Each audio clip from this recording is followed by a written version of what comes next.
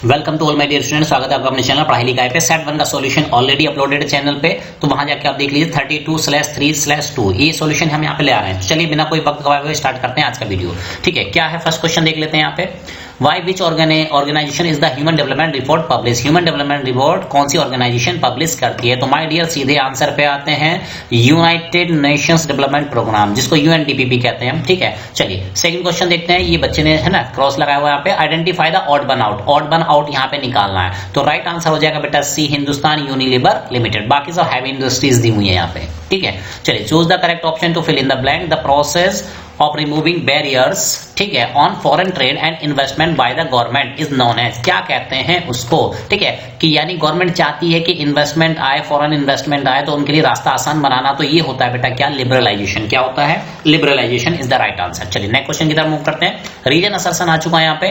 ठीक है, असर्शन में दिया गया most of the jute industry in India is located in a narrow belt along the banks of the Hooghly. बिल्कुल सही बात है, जूट इंडस्ट्री ज्यादातर हुगली रिवर के किनारे बसी हुई है। ठीक है, क्यों बसी हुई है? India is the second largest exporter, ये बात सही है, एक्सपोर्टर सेकंड है, लेकिन इसलिए बसी हुई है क्योंकि हम सेकंड लार्जेस्ट एक्सपोर्टर है? नहीं। ठीक है, तो दैट्स व्हाई आंसर क्या हो जाएगा बेटा? इसका आंसर हो जाएगा B. B is the right answer. दोनों बातें अपनी जगह सही है, लेकिन एक्सप्लेनेशन सही नहीं है यहाँ पे। ठीक है, फिफ्थ क्वेश्चन की तरफ चलते हैं। मैचिंग क्वेश्चन आ चुका है, तो यहाँ पे देखिए आपके लिए जिम कॉर्बेट है ना, ये कॉर्बेट नेशनल पार्क है, कहाँ पे है? उत्तराखंड में। तो एक ही ऑप्शन यहाँ पे दिया हुआ। ठीक है, तो क्वेश्चन को बहुत सिंपल बना जाता है, तो that's why answer is B. क्या हो जाएगा बेटा? बी हो जाएगा। चलिए यहाँ पे दिया हुआ है कि भाई ये है मिसेस मोनिका है, अब ये क्या कर रही हैं? ठीक है, क्लियर पीस ऑफ लैंड, इन्होंने एक जगह को खाली किया, जंगलों को काटा, वहां पे क्रॉप उगाई, क्रॉप उगाने के बाद फिर वो वहां से क्या हुई? सॉइल जो थी फर्टाइल नहीं रह गई, फिर ये दूसरी जगह गए। ठीक है, तो इस टाइप का जो एग्रीकल्चर होता है उसको हम क्या कहते हैं? Plantation farming slash and burn farming. तो राइट आंसर हो जाएगा बेटा स्लैश एंड बर्न फार्मिंग। क्या हो जाएगा? स्लैश एंड बर्न फार्मिंग हो जाएगा। चलिए क्वेश्चन नंबर 7 देखते हैं। The germs of which disease paved the way of Europe's concept America in later half of the 16th century. Right answer है बेटा इसका स्मॉल पॉक्स। क्या हो जाएगा? Small pox is the right answer.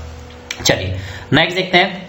In reference to the Germania allegory, ठीक है, allegory the olive branch around the sword है ना, symbolises which work of the following. किसको सिंबलाइज करती है? ठीक है, तो राइट आंसर है बेटा 8 क्वेश्चन का जो राइट आंसर हो जाएगा दैट इज सी। ये हो जाएगा आपका विलिंगनेस टू मेक पीस। चलिए नेक्स्ट क्वेश्चन देखते हैं। क्वेश्चन नंबर 9 है Which among the following newspaper is related to बाल गंगाधर तिलक? केसरी, याद रखना है, बाल गंगाधर तिलक जब कभी भी आए तो केसरी वर्ड आपको याद रखना है। ठीक है, चलिए क्वेश्चन नंबर 10 देखते हैं।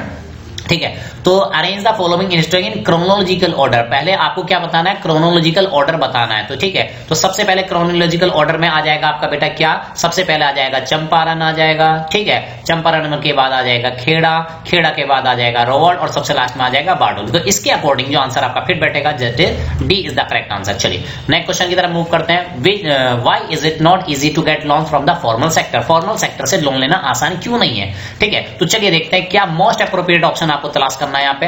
अवेलेबिलिटी ऑफ द बैंक्स की वजह से, अवेलेबिलिटी ऑफ कोलेट्रल, ठीक है, और long and complicated loan process, या अवेयरनेस ऑफ द बोरोवर। ठीक है, तो बेटा राइट आंसर हो जाएगा इसका क्या?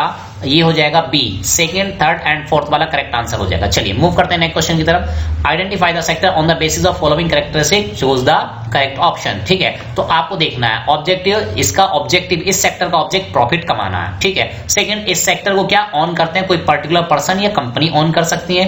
टाटा आयरन एंड स्टील, ये सबसे बड़ा एग्जांपल दिया जा चुका है, that is why private sector is the right answer. ठीक है, चलिए नेक्स्ट क्वेश्चन की तरफ मूव करते हैं। सिंपल सी एक टेबल दी हुई थी बेटा, इसमें आपको सिंपल सी एक टेबल दी हुई है एक कंट्री के बारे में।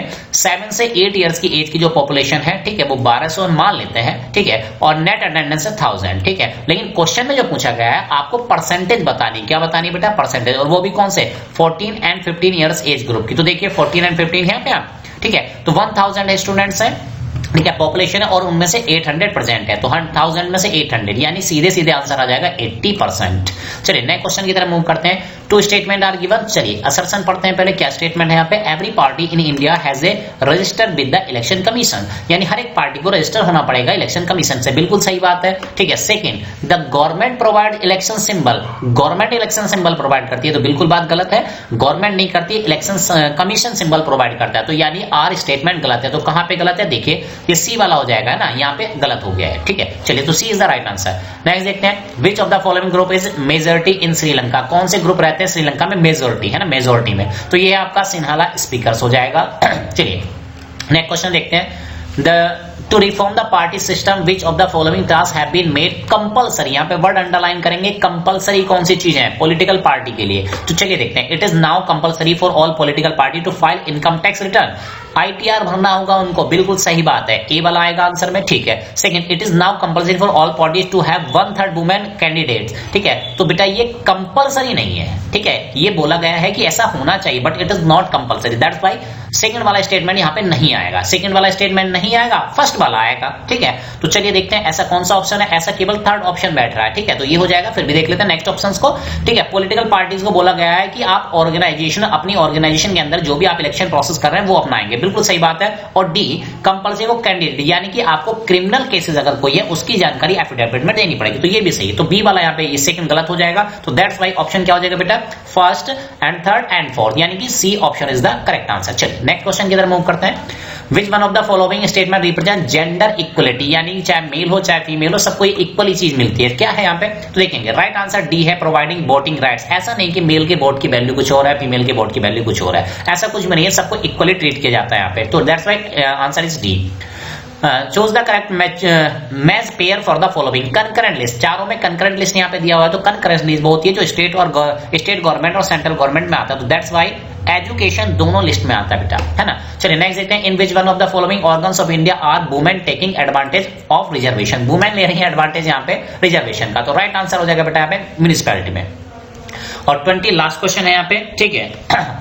लास्ट क्वेश्चन है, विच one of the following language is included in the 8th schedule की बात कर रहा है, ठीक है। तो 8th शेड्यूल में बेटा है यहाँ पे तमिल। और आप देखेंगे जो हम मैप है पिछले सेट में ही बता चुके हैं, इस बार और बता दे रहे हैं, थर्ड सेट में फिर नहीं बताएंगे, ठीक है। तो चलिए मैप की तरफ मूव करते हैं जल्दी से। तो हियर इज द मैप। चलिए देखते हैं जो क्वेश्चन पूछा गया था, सबसे पहले ए पार्ट की तरफ बात करते हैं। तो ए पार्ट में आपसे पूछा गया था बेटा, the place where the session of Indian National Congress were held, ठीक है। 1927 में इंडियन नेशनल कांग्रेस का सेशन यहाँ पे हुआ था, तो ये है मद्रास, ठीक है।